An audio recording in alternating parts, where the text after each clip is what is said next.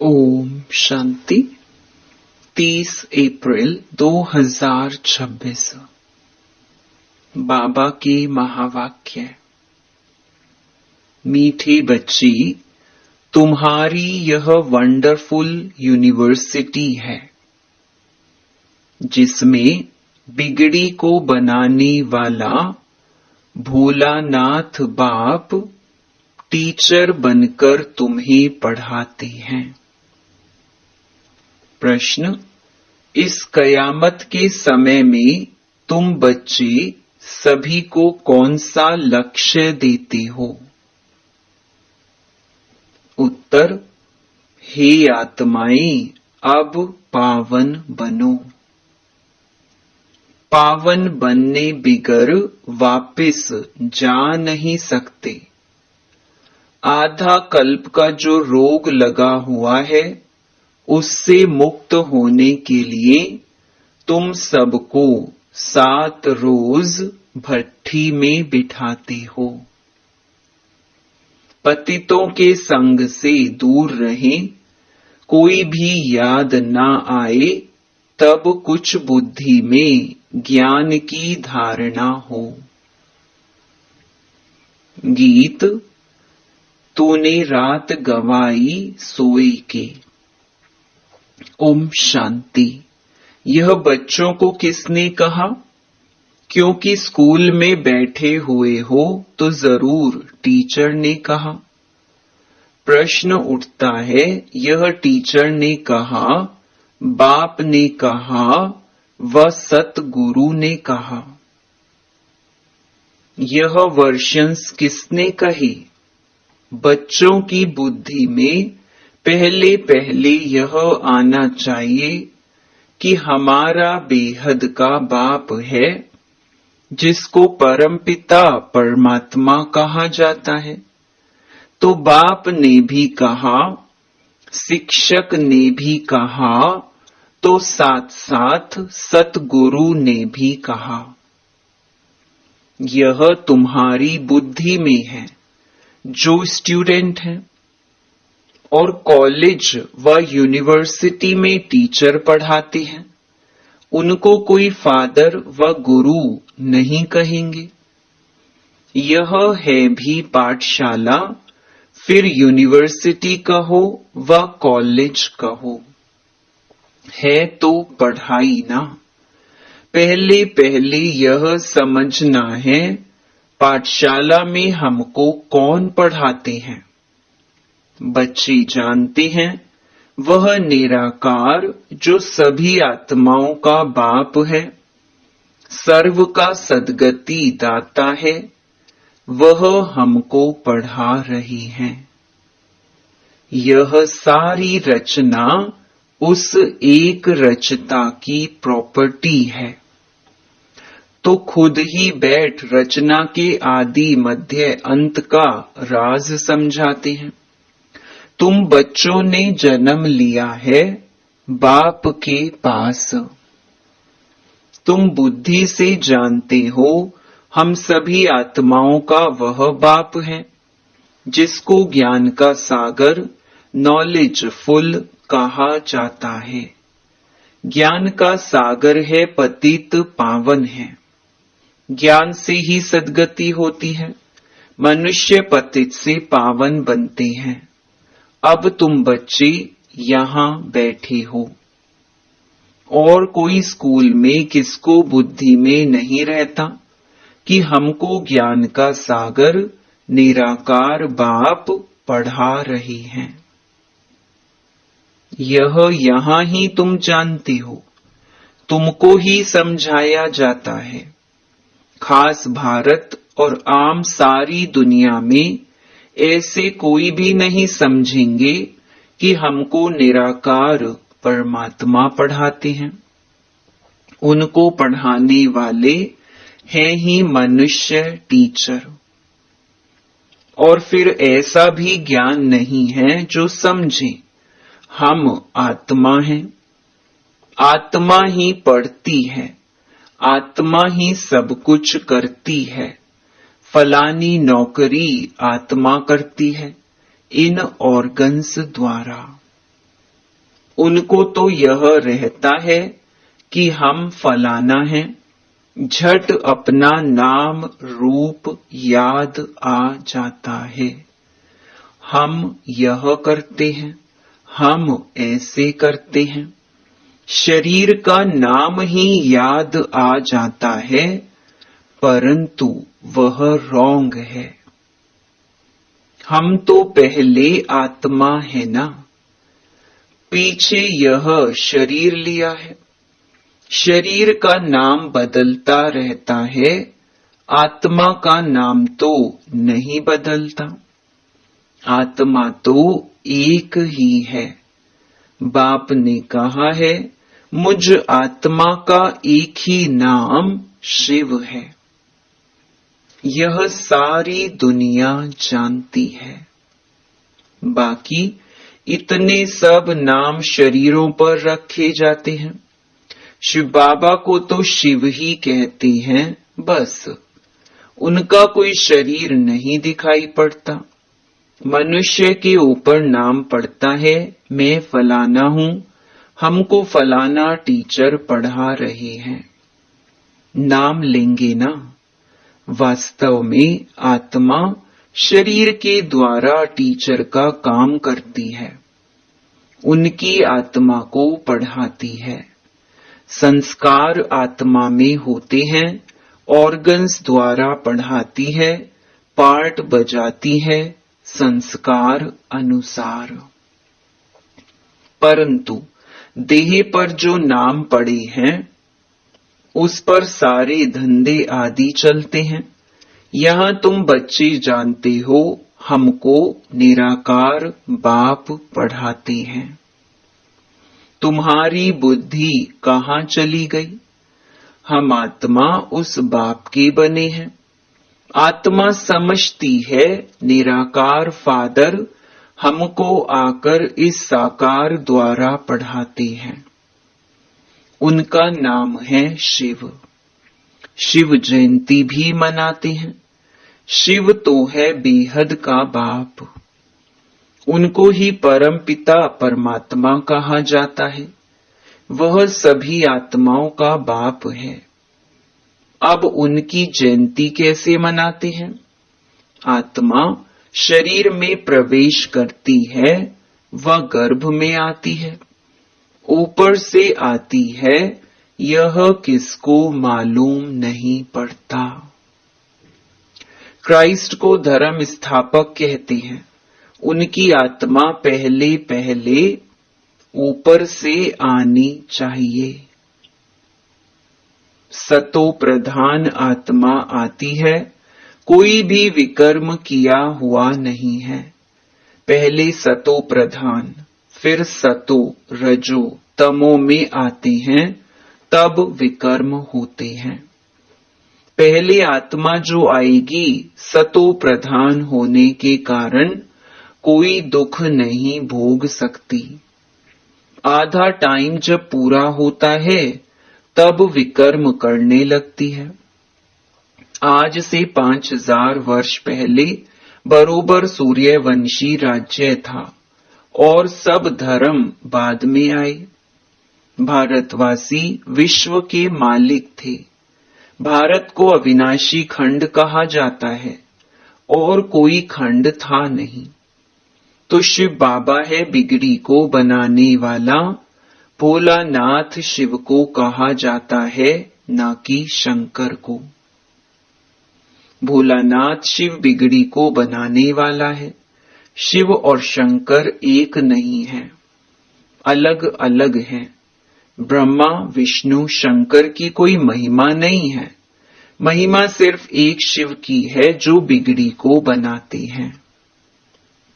कहते हैं, मैं साधारण बूढ़े तन में आता हूं। इसने 84 जन्म पूरे किए, अब खेल पूरा हुआ। यह पुराना चोला, पुराने संबंध भी खलास हो जाने वाले हैं। अब किसको याद करें? खत्म होने वाली चीज को याद नहीं किया जाता है। नया मकान बनता है तो फिर पुराने से दिल हट जाती है। यह फिर है बेहद की बात। सर्व की सद्गति होती है, अर्थात रावण के राज्य से सबको छुटकारा मिलता है। रावण ने सबको बिगाड़ दिया है। भारत बिल्कुल ही कंगाल भ्रष्टाचारी है। लोग भ्रष्टाचार समझते हैं करप्शन, अडल्ट्रेशन को, चोरी ठगी को, परंतु बाप कहते हैं पहला भ्रष्टाचार है मूत पलीती बनना। शरीर विकार से पैदा होता है, इसीलिए इसको विशियस वर्ल्ड कहा जाता है। सतयुग को वाइसलेस कहा जाता है। हम सतयुग में प्रवृत्ति मार्ग वाले देवी देवता थे। कहते हैं पवित्र होने से विकार बिगर बच्चे कैसे पैदा होंगे? बोलो, हम अपनी राजधानी बाहुबल से नहीं, योग बल से स्थापन करते हैं। तो क्या योग बल से बच्चे नहीं पैदा हो सकते हैं?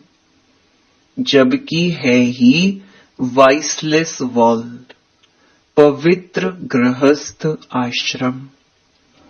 यथा राजा रानी संपूर्ण निर्विकारी तथा प्रजा। यहां है संपूर्ण विकारी। सतयुग में विकार होते नहीं, उसको कहा जाता है ईश्वरीय राज्य, ईश्वर बाप का स्थापन किया हुआ। अभी तो है रावण राज्य। शिव बाबा की पूजा होती है जिसने स्वर्ग स्थापन किया। रावण जिसने नरक बनाया उसको जलाते आते हैं। द्वापर कब शुरू हुआ यह भी किसको पता नहीं है। यह भी समझ की बात है। यह है ही तमो प्रधान आसुरी दुनिया, वह है ईश्वरीय दुनिया। उसको स्वर्ग, देवी, पावन दुनिया कहा जाता है। यह है नरक, पतित दुनिया। यह बातें भी समझेंगे वही जो रोज पढ़ेंगे। बहुत कहती हैं फलानी जगह स्कूल थोड़ी है। अरे हेड ऑफिस तो है ना, तुम आकर डायरेक्शन ले जाओ, बड़ी बात तो नहीं है। सृष्टि चक्र को सेकंड में समझाया जाता है। सतयुग त्रेता पास्ट हो गया, फिर द्वापर कलयुग यह भी पास्ट हुआ। अभी है संगम युग। नई दुनिया में जाने के लिए पढ़ना है। हरेक का हक है पढ़ना। बाबा हम नौकरी करते हैं। अच्छा, एक हफ्ता ज्ञान ले फिर चले जाना, मुरली मिलती रहेगी। पहले 7 रोज भट्ठी में जरूर रहना है। भल 7 रोज आएंगे, परंतु सबकी बुद्धि एक जैसी नहीं रहेगी। 7 रोज भट्ठी माना कोई भी याद ना आए, कोई से पत्र व्यवहार आदि भी ना हो। सब एक जैसा तो समझ नहीं सकते। यहां पतितों को पावन बनना है, यह पतितपना भी रोग है। आधा कल्प के महारोगी मनुष्य हैं, उनको अलग बिठाना पड़े, कोई का भी संग ना हो। बाहर जाएंगे, उल्टा सुल्टा खाएंगे, पतित के हाथ का खाएंगे। सतयुग में देवताएं पावन है ना, उनके लिए देखो खास मंदिर बनते हैं। देवताओं को फिर पतित छू ना सके। इस समय तो बिल्कुल मनुष्य पतित भ्रष्टाचारी है। शरीर विष से पैदा होता है, इसीलिए इनको भ्रष्टाचारी कहा जाता है। सन्यासियों का भी शरीर विष से बना हुआ है। बाप कहते हैं पहले पहले आत्मा को पवित्र होना है, फिर शरीर भी पवित्र चाहिए। इसीलिए पुराने इम्प्योर शरीर सब विनाश हो जाने हैं, सबको वापस जाना है। यह है कयामत का समय, सबको पवित्र बन वापस जाना है। भारत में ही होलिका मनाते हैं। यहाँ 5 तत्वों के शरीर तमो प्रधान है। सतयुग में शरीर भी सतो प्रधान होते हैं। श्री कृष्ण का चित्र है ना, नरक को लात मारना होता है क्योंकि सतयुग में जाना है। मुर्दे को भी जब शमशान में ले जाते हैं तो पहले मुंह शहर तरफ, पैर शमशान तरफ करते हैं। फिर जब शमशान के अंदर घुसते हैं तो मुंह शमशान तरफ कर देते हैं। अभी तुम स्वर्ग में जाते हो तो तुम्हारा मुंह उस तरफ है। शांति धाम और सुख धाम, पैर दुख धाम तरफ है। वह तो मुर्दे की बात है। यहां तो पुरुषार्थ करना होता है। स्वीट होम को याद करते करते तुम आत्माएं स्वीट होम में चली जाएंगी। यह है बुद्धि की प्रैक्टिस। यह बाप बैठ सब राज समझाते हैं। तुम जानते हो अभी हम आत्माओं को जाना है घर। यह पुराना चोला पुरानी दुनिया है। नाटक पूरा हुआ माना, 84 जन्म पार्ट बजाया। यह भी समझाया है कि सब 84 जन्म नहीं लेते हैं, जो आते ही बाद में हैं, और धर्म में जरूर उनके कम जन्म होंगे। इस्लामी से बौद्धियों का कम, क्रिश्चियन के उनसे कम। गुरु नानक के सिख लोग आए ही अभी हैं। गुरु नानक को 500 वर्ष हुआ तो वह थोड़े ही 84 जन्म लेंगे।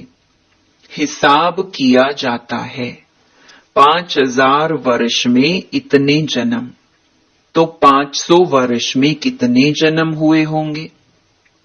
12-13 जन्म। क्राइस्ट के 2000 वर्ष होंगे तो उनके कितने जन्म होंगे? आधा से भी कम हो जाएंगे। हिसाब है ना, इसमें कोई कितने एक्यूरेट नहीं कह सकते। इन बातों में डिबेट करने में जास्ती टाइम वेस्ट नहीं करना है। तुम्हारा काम है बाप को याद करना। फालतू बातों में बुद्धि नहीं जानी चाहिए। बाप से योग लगाना, चक्कर को जानना है। बाकी पाप नष्ट होंगे याद से। इसमें ही मेहनत है। इसीलिए भारत का प्राचीन योग कहते हैं, जो बाप ही सिखाते हैं। सतयुग त्रेता में तो योग की बात ही नहीं।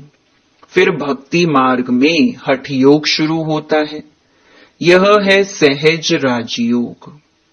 बाप कहते हैं, मुझे याद करने से पावन बनेंगे। मूल बात याद की है। कोई भी पाप नहीं करना है। देवी देवताओं के मंदिर हैं क्योंकि पावन हैं। पुजारी लोग तो पतित हैं। पावन देवताओं को स्नान आदि कराते हैं। वास्तव में पतित का हाथ भी नहीं लगना चाहिए। यह सब है भक्ति मार्ग का रस्म रिवाज। अभी तो हम पावन बन रहे हैं। पवित्र बन जाएंगे तो फिर देवता बन जाएंगे।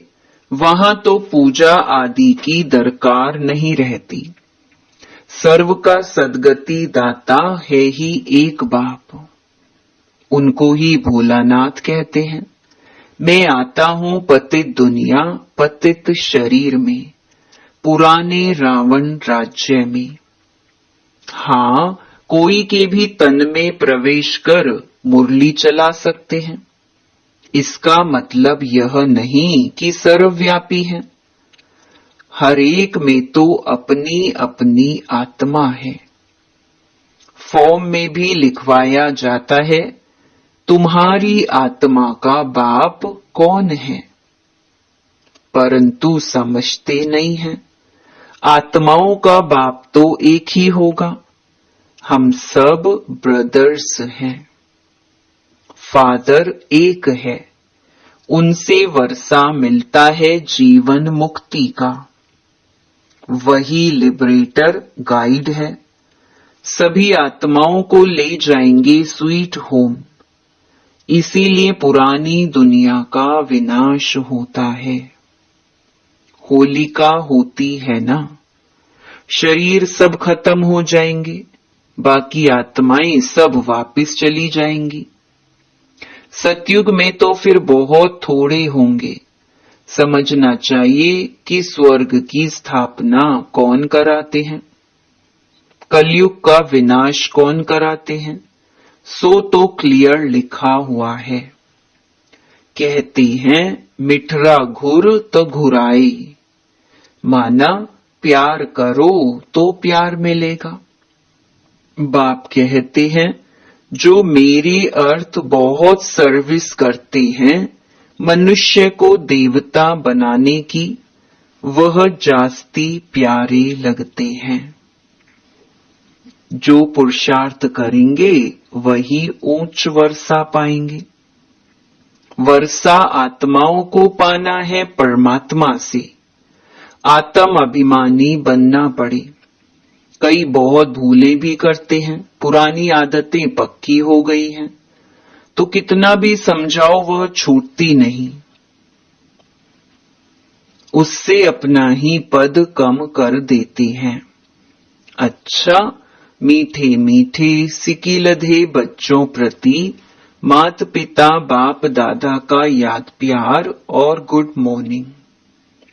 रूहानी बाप की रूहानी बच्चों को नमस्ते। धारणा के लिए मुख्य सार पहला, किसी भी बात की डिबेट में अपना टाइम वेस्ट नहीं करना है। व्यर्थ की बातों में बुद्धि जास्ती ना जाए।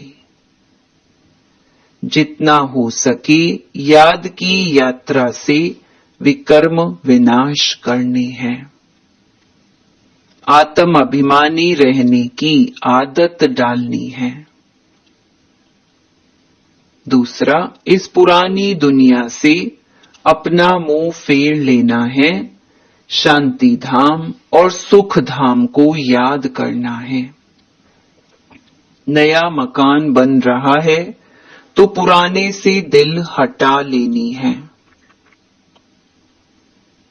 वरदान ईश्वरीय कुल की स्मृति द्वारा माया का सामना करने वाले सदा समर्थ स्वरूप भव।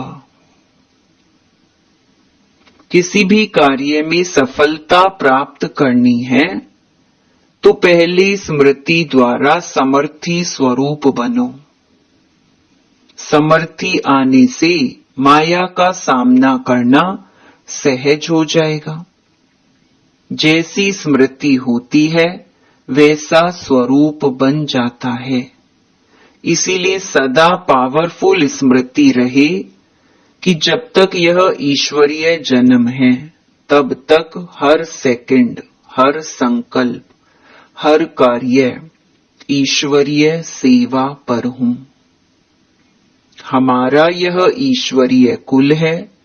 यह स्मृति की सीट सर्व कमजोरियों को समाप्त कर देगी। स्लोगन, सत्य समय प्रमाण स्वयं सिद्ध होता है, उसे सिद्ध करने की आवश्यकता नहीं। ये अव्यक्त इशारे महान बनने के लिए मधुरता और नम्रता का गुण धारण करो। मेजॉरिटी के सामने सर्विस में बाधा डालने वाला मुख्य विघ्न आता है। मैंने यह किया, मैं ही यह कर सकता हूं। यह मैंपन आना, इसको ही कहा जाता है ज्ञान का अभिमान।